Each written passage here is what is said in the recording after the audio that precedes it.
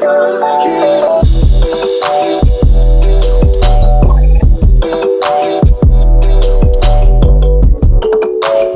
kinds of things do y'all like to eat in your salad?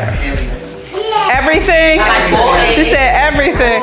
Hi, I am here at the Widener Library in North Philadelphia at 28th and Lehigh, and super excited to be partnering with the women's group here to do the salad in a jar.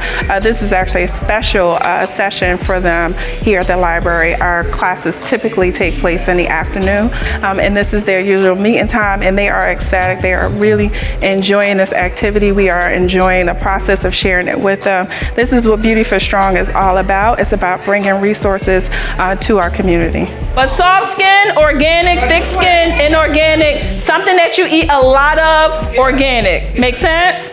If you'd like to have a workshop or a demo similar to this, you can reach us at www.beautifitstrong.com, or you can email us at beautifitstrong@gmail.com, or you can call us at 215-432-0414. Thank you, and we look forward to working with you.